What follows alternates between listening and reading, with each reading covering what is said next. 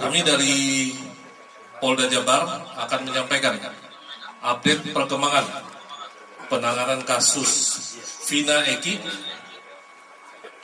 yang telah diputus oleh pengadilan terhadap 8 tersangka lainnya.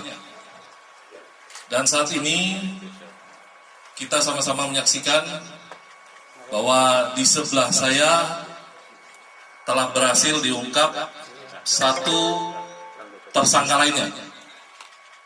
Untuk itu saya akan sampaikan rilis pada hari ini, yaitu pengungkapan kasus dugaan tindak pidana turut serta melakukan pembunuhan berencana dan turut serta melakukan perbuatan kekerasan, memaksa anak melakukan persetubuhan dengannya, sebagaimana dimaksud dalam pasal 340 KUH Pidana, junto pasal 55 ayat 1 ke 1 KUH Pidana, dan pasal 81 ayat 1 Undang-Undang RI nomor 35 tahun 2014 tentang perubahan atas Undang-Undang RI nomor 23 tahun 2002 tentang perlindungan anak, junto pasal 55 ayat 1 ke 1 KUH Pidana. Dasarnya yaitu yang pertama, putusan Hadi Saputra dan kawan-kawan nomor 4-B/2017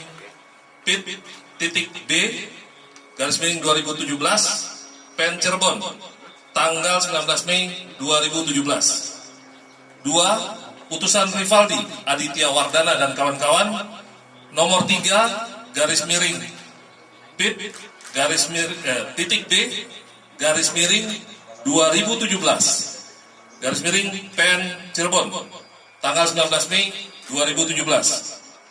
Ketiga, putusan Sakatata nomor 16-Pit-Sus-Datar-Anak-2016-PN Cirebon tanggal 7 Oktober 2016.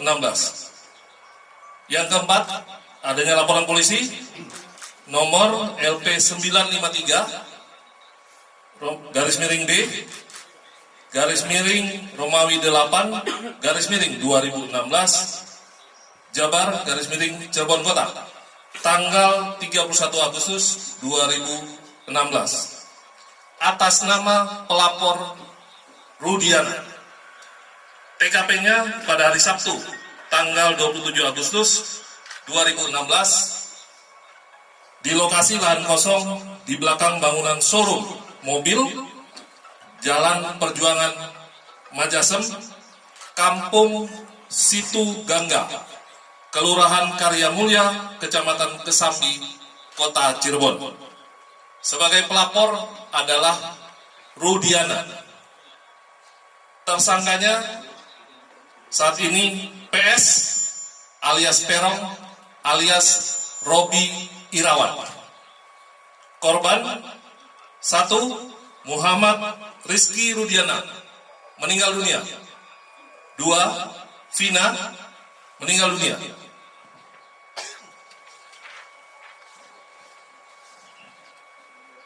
Peran tersangka PS alias Perong alias Robi Irawan berdasarkan putusan pengadilan nomor 4-Pit-D/2017-PN Cirebon tanggal 19 Mei 2017 atas nama terdakwa Hadi Saputra dan kawan-kawan, yaitu melempari korban Rizky dan Vina dengan menggunakan batu yang mengenai spakbor, lalu mengejarnya sampai di flyover. Kemudian memukul korban Rizky dan Vina dengan tangan kosong ke arah tubuh, lalu membonceng korban Rizky menuju lahan kosong di belakang bangunan showroom mobil. seberang SMP Negeri 11 Cirebon, bersama dengan Rivaldi. Selanjutnya, memukul dan menyabetkan samurai pendek berbentuk pipa ke korban Rizky dan memukul korban Vina dengan menggunakan tangan kosong mengenai hidung sampai mengeluarkan darah di TKP. Lalu mengangkat korban Vina ke dekat korban Rizky. Kemudian mencium dan memegang payudara anak Vina di TKP. Yang selanjutnya membawa korban Vina ke flyover dan meninggalkannya. Peran Peggy, peran PS alias Perong alias Robi Irawan berdasarkan keterangan dari saksi pada tanggal 20 Mei 2024, kemudian 22 Mei 2024, dan 25 Mei 2024, yaitu menyuruh dan mengejar korban Rizky dan korban Vina dengan menggunakan sepeda motor Honda Beat warna orange. Selanjutnya memukul korban Rizky dan korban Vina menggunakan balok kayu. Kemudian membonceng korban Rizky dan korban Vina menuju TKP bersama dengan saksi. Memukul korban Rizky menggunakan balok kayu, lalu memperkosa korban Vina dan membunuh korban Vina dengan cara dipukul menggunakan balok kayu. Kemudian membawa korban Rizky dan korban Vina menuju flyover.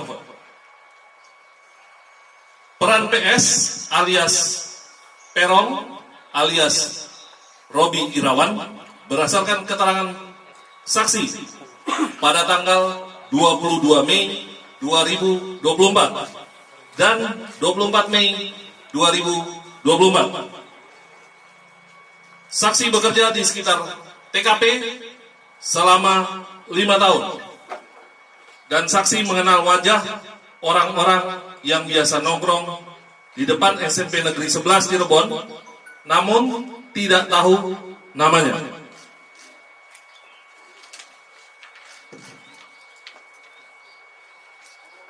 Pada saat kejadian, saksi mengenali 5 orang wajah yang menjadi pelaku, termasuk salah satunya PS alias Perong alias Robi Irawan.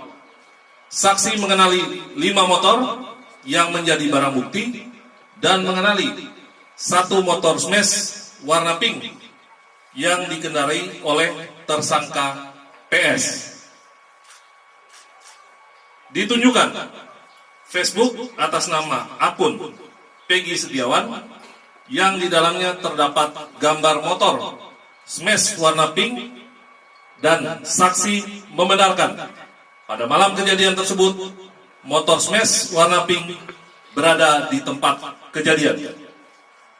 Saksi melihat PS alias Perong alias Robi Irawan melempari dan mengejar kedua korban yang sedang mengendarai sepeda motor Yamaha Seon warna hijau kuning.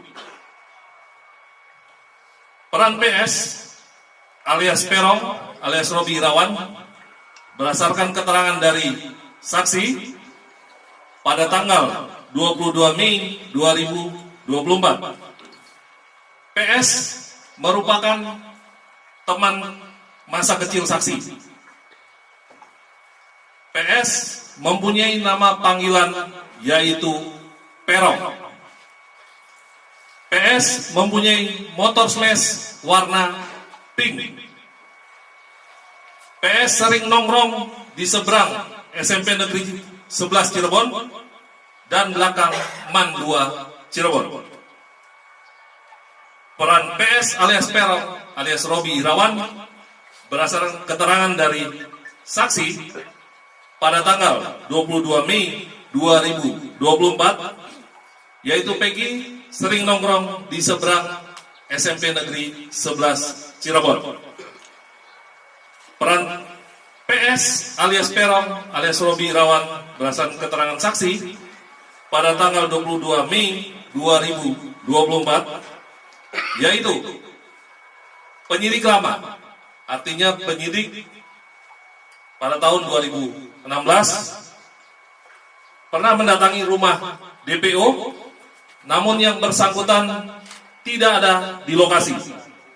Kemudian mengamankan motor smash warna pink dan memfoto DPO yang berada di dinding, yang kemudian foto tersebut diperlihatkan kepada saksi dan membenarkan bahwa foto tersebut merupakan foto PS.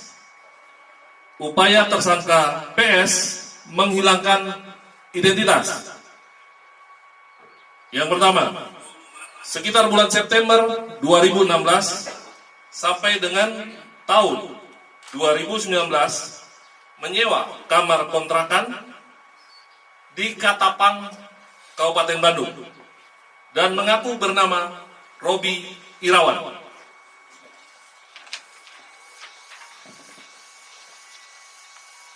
Dikenalkan oleh A. Saprudi kepada Tuti Jubaida adalah sebagai keponakannya yang bernama Robi. Saprudin ini adalah ayah kandung dari PS. Memiliki 2 akun Facebook atas nama Peggy Setiawan dan Robi Irawan.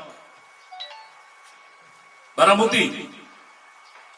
Selain barang bukti yang sudah ada di dalam putusan pengadilan, ditemukan barang bukti baru hasil penggeledahan di rumah orang tua tersangka PS alias Perong alias Robi Irawan, yaitu 2 lembar STNK kendaraan roda 2 dengan nomor polisi B3408 TFV dan B6247 PIK beserta 2 kunci kendaraan roda 2. 1 lembar asli surat kelahiran atas nama Peggy Setiawan. 2 buku rapot asli SD dan SMP atas nama Peggy Setiawan. 2 lembar ijazah asli SD dan SMP atas nama Peggy Setiawan. 2 lembar fotokopi kartu keluarga nomor 3209 14 04 05 09 0062. 1 lembar fotokopi biodata pendudukan atas nama Kartini. 2 lembar ijazah dan hasil ujian nasional SMP atas nama Peggy Setiawan. 1 lembar fotokopi surat keterangan pembuatan KTP atas nama Peggy Setiawan. 1 lembar surat pemberitahuan SMP atas nama Peggy Setiawan. 4 lembar foto Peggy. 1 lembar kartu Indonesia Pintar atas nama Peggy Setiawan. 1 lembar fotokopi KTP atas nama Luciana.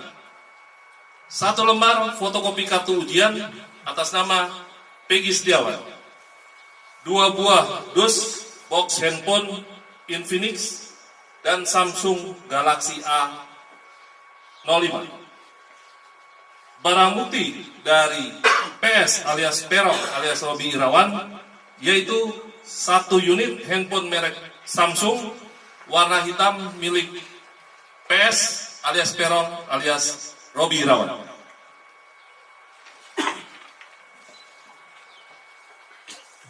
Modus operandi melakukan tindak pidana turut serta melakukan pembunuhan berencana dan turut serta melakukan perbuatan kekerasan, memaksa anak melakukan persetubuhan dengannya, terhadap korban atas nama Rizky dan atas nama Vina dengan menggunakan alat berupa kayu, batu, dan senjata tajam sampai meninggal dunia.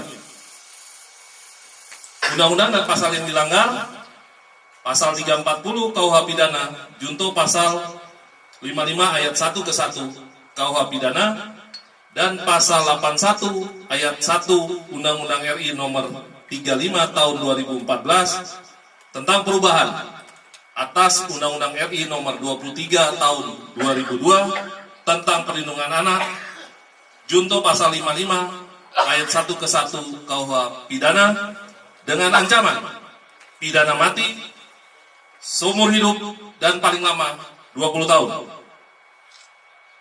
Kami dari Polda Jabar meyakinkan bahwa Polri akan terus melakukan penuntasan perkara ini secara profesional, bekerja secara prosedur, dan menggunakan metode ilmiah atau scientific crime investigation.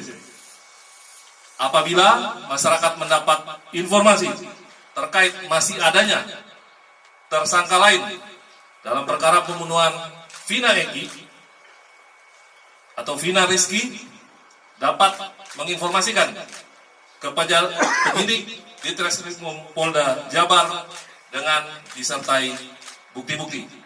Demikian mungkin yang dapat saya sampaikan. Selanjutnya saya persilakan kalau masih ada pertanyaan. Pak, Elsita Pak. Pak, Elsita Pak. Ya. Kenapa waktu itu TV One dulu ya. Setelah itu Elsita. Silakan mungkin dari Treskrimum bisa menjawab. Cek. Izin Pak Duhan dari TV One, sebetulnya dapat dijelaskan apa kendala dari pihak kepolisian untuk menemukan Peggy Setiawan, mengingat kasusnya 8 tahun yang lalu dan baru dapat ditemukan saat ini, dan lalu seperti apa update untuk pengejaran kedua DPO lainnya Pak? Terima kasih. Terima kasih pertanyaan dari TV One. Terkait mungkin pertanyaan pertama nih, pertanyaan paling banyak kami terima. Kenapa kok lama? Yang pertama, bahwa pasca kejadian PS ini kemudian meninggalkan kampung halamannya, dia pergi ke Katapang sebagaimana tadi dijelaskan oleh Pak Kabid Humas. Di sana dia tinggal satu kos bersama ayah kandung dan ibu tirinya. Namun PS tidak mengenalkan diri sebagai anak kandung daripada ayahnya. Di sana dia mengaku sebagai keponakan, demikian juga bapaknya mengenalkan kepada pemilik kos bahwa PS adalah keponakannya. Hal ini dikuatkan dengan keterangan pemilik kos yang sudah kita minta keterangan. Demikian juga nama sudah diganti, bukan lagi PS tetapi menggunakan nama Robi. Yang kedua, kenapa kita sulit untuk menemukan ini, bahwa tidak ada satupun pelaku lain yang berani menerangkan bahwa PS itu ini orangnya.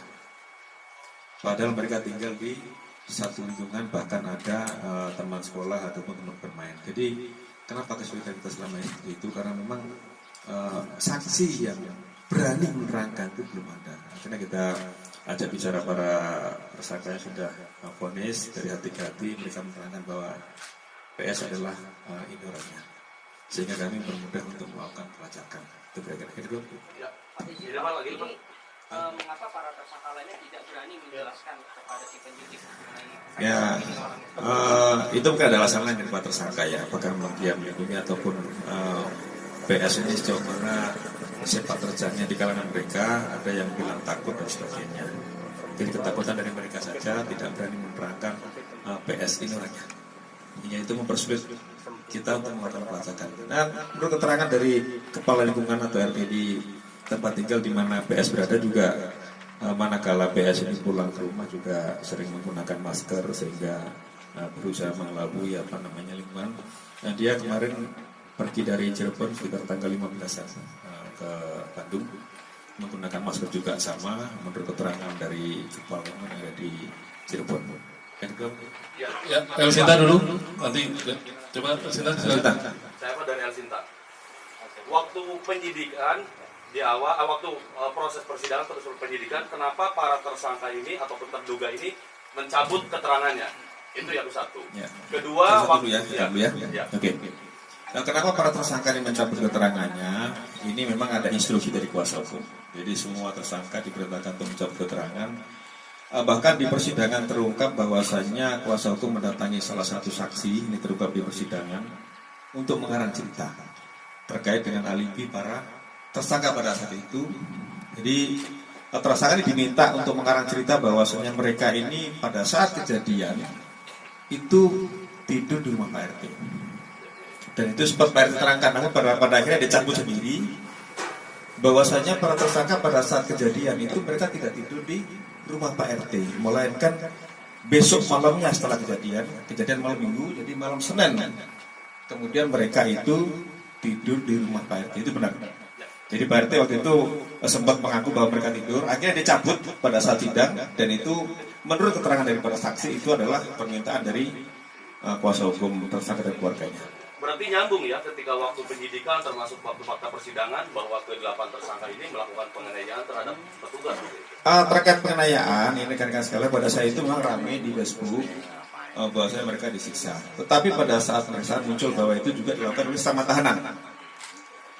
Dan kemudian pada saat itu telah dilakukan proses terhadap anggota yang jaga tahanan maupun penyidik, itu 15 orang sudah diproses terkait dengan kelalaian mereka dalam menjaga tahanan. Jadi ada upaya dari tahanan lain, mereka disiksa juga sampai penggap-penggap itu, yang mana waktu itu muncul di Facebook kemudian rame. Itulah yang kemudian menjadikan kasus ini tarik ke Polda Jabar. Jadi sesama tahanan mereka saling pukul sehingga mereka lebam-lebam, dan terhadap anggota 15 orang sudah dikenakan tindakan disiplin. Berarti membahayakan juga ya. Ya. Ya. Bahkan di rutan juga salah satu tersangka mereka dipublik bersama mereka sendiri. Ini yang terungkap. Ya, Ya, Pak. silakan. Peggy kan kemarin dari Pak Kabid Humas menerangkan kalau dengan Peggy merupakan otak pelaku dari kejadian ini. Ya, ya. Seperti apa Pak? Bisa dijelaskan Pak? Jadi memang PS ini merupakan otak pelaku. Jadi ketika mereka kumpul-kumpul sesama geng motor, kalau mereka dibilang monreker, mereka manakala ada kelompok ekspresi yang lewat di jalan itu, mereka sering lempar dengan batu. Itu yang terjadi. Nah, pas ada kejadian, PS mengajak salah satu tersangka lain untuk mengejar korban ini, yang dia sampaikan bahwa saya ada masalah dengan itu. Kejar. Nah, masalah apa sedang kita dalami. Kemudian dikejar berdua sampai dengan di jembatan layang, dipukul korban sampai dengan jatuh. Kemudian dibawa korban ini satu motor dengan satu tersangka lain, dan jadi satu motor berempat. Yang korban Eki taruh depan, didudukkan depan joki, kemudian joki, di belakangnya ada korban yang wanita, Vina, kemudian di belakang lagi adalah PS.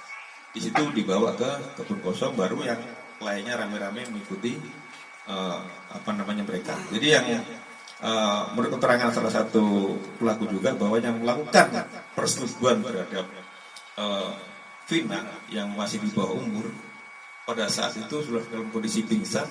Yang melakukan persetubuhan pertama adalah PS, kemudian diikuti oleh tersangka lain, kecuali satu yang memang di bawah umur tidak ikut melakukan persetubuhan. Jadi perlu saya tegaskan di sini rekan-rekan bahwa tersangka semua bukan 11 atau 9, sehingga DPO hanya 1. Untuk itulah kami selama ini meyakinkan bahwa 5 keterangan berbeda dari tersangka itu ada yang menerangkan 3, ada lagi yang menerangkan 3 dengan nama berbeda. Ada yang menerangkan 5, ada yang menerangkan 1. Setelah kami melakukan penyidikan lebih mendalam, ternyata 2 nama yang disebutkan selama ini itu hanya asal sebut.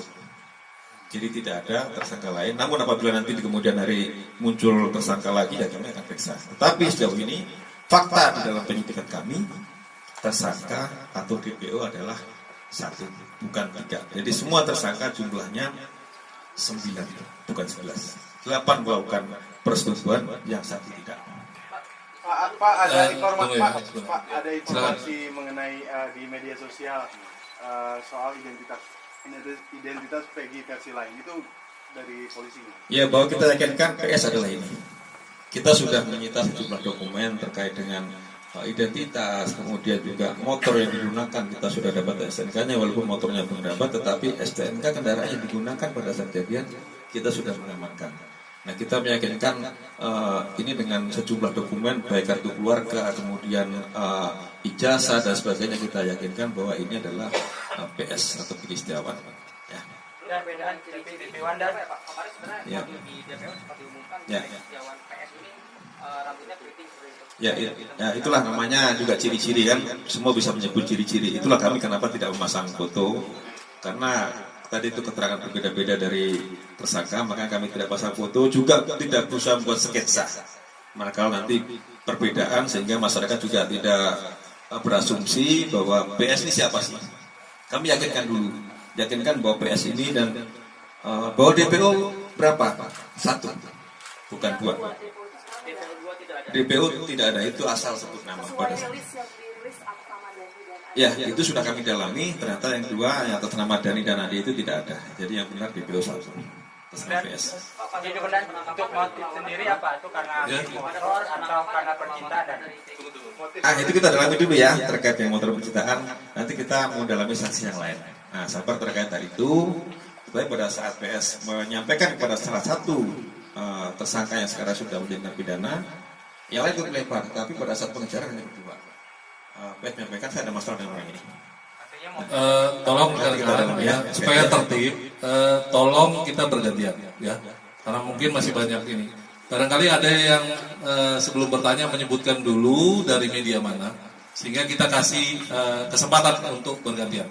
Karena setelah acara rilis ini tidak ada lagi nanti doorstop ya, tidak ada doorstop. Jadi kami minta rekan-rekan manfaatkan kesempatan ini untuk bertanya, tapi tolong disebutkan medianya sehingga kita akan beri kesempatan secara bergantian. Silakan dari langsung dulu. Muji Pak dari Ayas. Berarti yang terpidana yang kemarin itu sudah bermufakat untuk memberikan keterangan bohong tentang siapa pelaku utamanya Pak ya. Terus kemudian si ini kan disembunyikan identitasnya oleh orang tuanya. Apakah orang tuanya kemudian akan diseret karena menyembunyikan barang bukti begitu? Ya, terkait memang tersangka lain memang tidak mau menyebutkan Egi itu siapa, Terong. Nah, baru kemudian Egi yang dihadapkan rekan sekalian ya. Terhadap orang tua pelaku atau PS sudah kita minta keterangan kemarin, baik itu bapak kandungnya, kemudian ibu tirinya, kemudian juga ibu kandungnya, kemudian juga pemilik kos di Ketapang, kemudian kepala lingkungan yang ada di Cirebon sudah kita minta keterangan semua. Terkait apakah nanti bisa kita pidanakan tidak, sementara masih kita lakukan analisa dulu terkait dengan keterangan yang diberikan oleh orang tuanya. Terkait pra-peradilan kami belum menerima beritahuan surat terkait pra-peradilan. Namun manakala akan ada pra-peradilan itu adalah hak daripada tersangka. Dipersilakan saja untuk melakukan pra-peradilan, nanti kami akan hadapi pra-peradilan itu. Kemudian yang terkait salah tangkap semua sudah diuji di pengadilan. Jadi apapun keterangan yang dulu sudah pernah disampaikan oleh para pelaku, ini sudah diuji oleh pengadilan.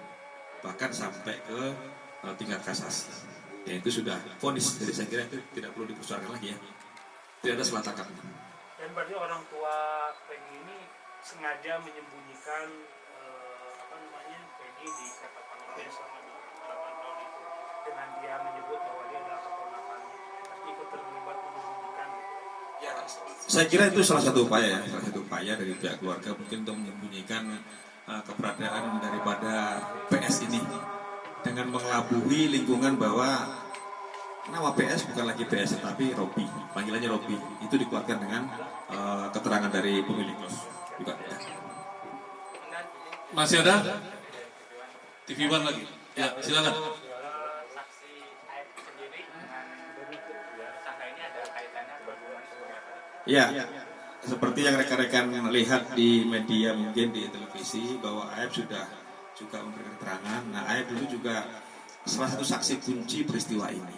Namun pada saat peristiwa yang dulu dia tidak bersedia atau tidak berani bersaksi di pengadilan, sehingga waktu itu yang dibacakan adalah BAP dia atau keterangan dia, yaitu dilakukan di bawah sumpah. Tetapi sekarang kita sudah melakukan juga pemeriksaan pada yang bersangkutan, pemeriksaan ulang.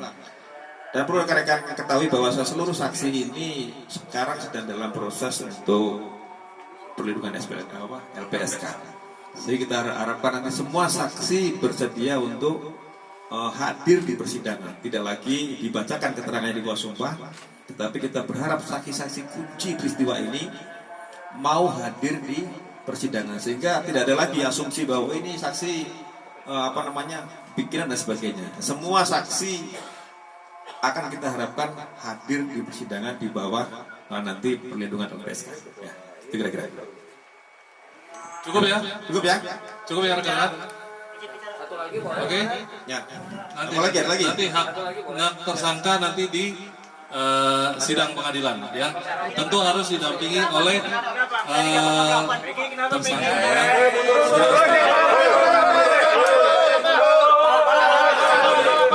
Tunggu. Agar tertib, tunggu sabar ya. Kami persilakan. Jadi nanti kita akan mendengarkan keterangan. Tuhan, mic-nya Tuhan.